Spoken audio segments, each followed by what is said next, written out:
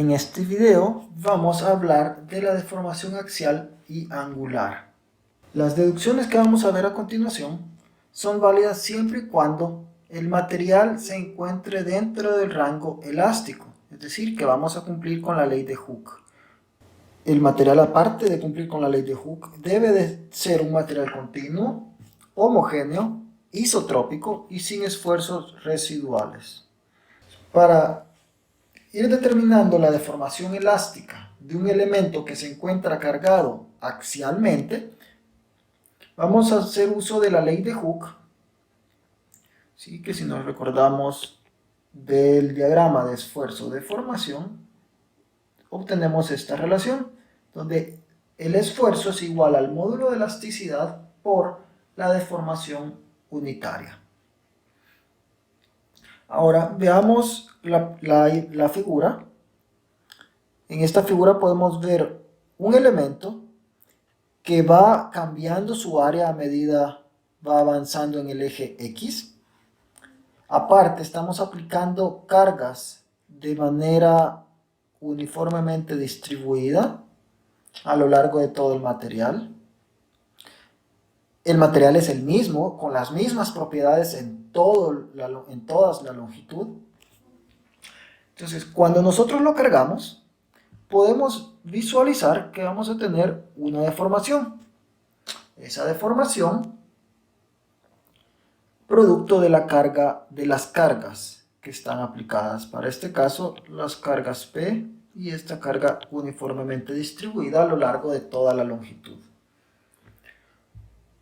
Si nos recordamos la definición de esfuerzo, que es igual a P entre A, pero en este caso el esfuerzo va a depender de la posición a la que estamos analizando el cuerpo, porque puede tener o va a tener un área que va variando, al igual que la carga va variando a medida vamos avanzando en longitud. Aparte, vamos a tener la deformación unitaria, ya que existe una deformación. Si yo calculo cuánto se deforma un diferencial dentro de ese material, voy a poder determinar la deformación unitaria, que esa sería constante para todo el material.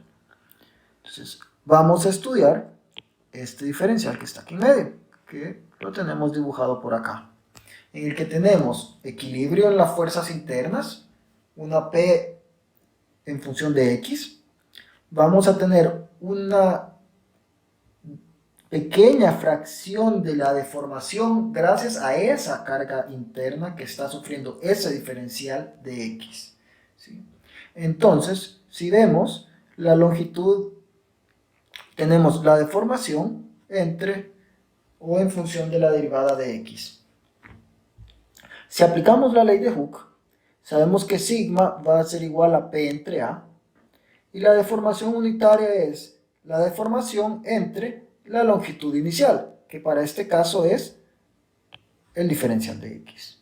Entonces, podemos ver que aplicando y sustituyendo en la ley de Hooke, tenemos, y despejando para conocer la deformación, que es el punto de interés, tenemos esta expresión. La derivada de la deformación es igual a P de X por un de X entre el área en función de X por el módulo de elasticidad, que es una constante en todo el material.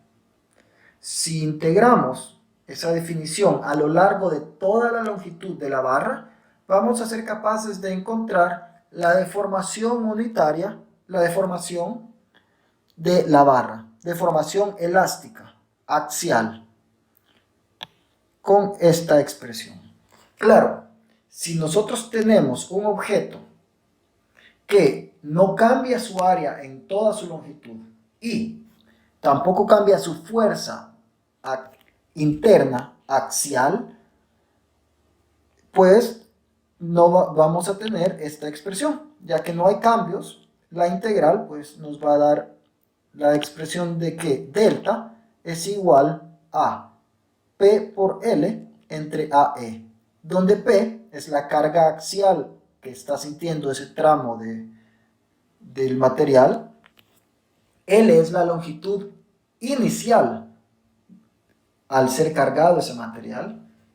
A es el área de la sección transversal o el área perpendicular a la carga P. Y el E, el módulo de elasticidad de ese material. Este ejercicio 1 lo podrán ver en un video por separado. El ejercicio 2 igual se encuentra en un video por separado. Y el ejercicio 3 igual. Vamos a ver lo que es la definición de deformación angular. Si las fuerzas axiales producen deformaciones longitudinales, las fuerzas de corte nos van a producir las deformaciones angulares. Vamos a poder identificar estos tipos de deformación sabiendo que si una barra está sintiendo tensión o compresión, pues se va a estirar o a acortar respectivamente. Pero cuando un elemento está sometido a cortante, este elemento va a presentar un cambio de forma. ¿Sí? Si vemos el ejemplo acá, tenemos un cubo o un rectángulo y este está sufriendo cambios en sus ángulos. Entonces pasa de ser un cuadrado o un rectángulo a formar un paralelogramo. Podemos verlo aquí en 2D. Si nosotros tenemos un diferencial del material al que le estamos aplicando cortante, podemos verlo acá, con la distribución de esfuerzos cortantes bien equilibrados, como lo hemos visto anteriormente, podemos ver que estos dos fuerzas cortantes van a intentar deformar el rectángulo, al igual que estas dos intentan deformar el rectángulo a algo similar al que está abajo, reduciendo el ángulo que existe inicialmente de 90 grados en estas esquinas. Podemos apreciar que ese ángulo, que es pi medios, ha sido reducido por un valor gamma. Ese gamma viene a ser la deformación por cortante. Claro, el gamma se va a ver, apreciemos esta figura, cuando nosotros deformamos tenemos un ángulo que se ha deformado por la parte inferior y un ángulo deformado por la parte superior. La suma de esos dos ángulos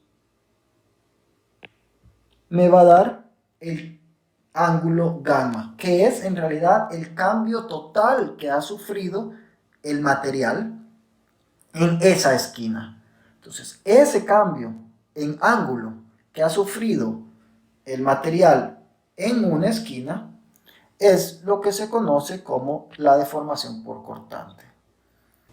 Ya conocemos los diagramas de esfuerzo normal con deformación unitaria, pues también podemos generar un diagrama de esfuerzo cortante versus deformación unitaria a corte.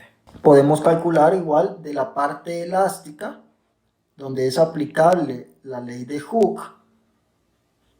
La pendiente de esa parte es conocida como el módulo de cortante G. E igual es aplicable la ley de Hooke. ¿Sí? Que sabemos que en este caso el esfuerzo sería igual a el módulo de cortante por la deformación unitaria a corte o deformación angular. Para calcular dicha deformación nos vamos a basar en trigonometría. Veamos el ejemplo. Y tenemos un desplazamiento lateral de ese objeto. Nosotros podemos calcular el ángulo que se forma con respecto a la posición original. Ese ángulo sería igual a la tangente inversa de delta por corte entre L. ¿Sí? Tendríamos entonces la tangente o la tangente de gamma que sería igual a delta entre L. Pero, como estamos hablando de deformaciones pequeñas y tan pequeñas que la tangente de gamma se dice o se aproxima a gamma. Por lo tanto, directamente gamma va a ser igual a la deformación lateral por corte entre la altura L para el caso que estamos viendo. Dependerá del caso, pues así vamos a tener que aplicar la trigonometría para el cálculo del ángulo que se ha estado desplazando dentro de nuestro objeto. Como ya lo habíamos mencionado, si tenemos la gráfica de esfuerzo cortante versus deformación angular, podemos obtener por medio de la ley de Hooke la relación entre ellas, que sería igual al esfuerzo cortante, o el esfuerzo cortante es igual a el módulo de corte por la deformación angular. Esto estamos hablando que estaríamos en el rango elástico. Conociendo también la fórmula del cortante o del esfuerzo, podemos determinar estas dos expresiones para asociarlas a la ley de Hooke.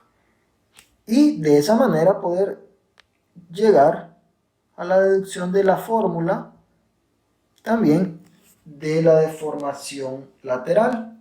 Si no tenemos la geometría, como en el caso que se muestra en este ejemplo, podemos llegar a determinar cuánto se va a desplazar un objeto si conocemos el valor del esfuerzo cortante, la longitud L a la que va a ser aplicada, o perpendicular, que sería en este caso esta longitud L, que es en la que va a estarse la perpendicular a la fuerza cortante, el área que va a estar sufriendo el esfuerzo cortante y el módulo de rigidez G. Ahora, para que tengamos una comparación entre lo que son esfuerzos cortantes y esfuerzos axiales, podemos ver que las fórmulas son muy similares. Todo va a depender de qué tipo de fuerza está sintiendo el cuerpo. Si tenemos una fuerza axial, podemos apreciar que tendremos un esfuerzo normal, que es la fórmula P entre A, donde el área es perpendicular a la carga. Para esfuerzo cortante es V entre A, donde el área es paralela a la fuerza, y estamos hablando de una fuerza cortante V. Podemos comparar las deformaciones unitarias, la fórmula es similar. Como les mencionaba, debemos de saber identificar que para las fuerzas axiales necesito deformaciones a lo largo del eje, y para la fuerza cortante vamos a tener deformaciones laterales que me hacen que se deforme el material de manera angular. Las leyes de comportamiento en el caso de la ley de Hooke, que viene igual de los diferentes gráficos. La propiedad de interés, que es la pendiente en los gráficos de esfuerzo versus deformación para carga axial o esfuerzo cortante o fuerza cortante, que son el módulo de elasticidad y el módulo de corte.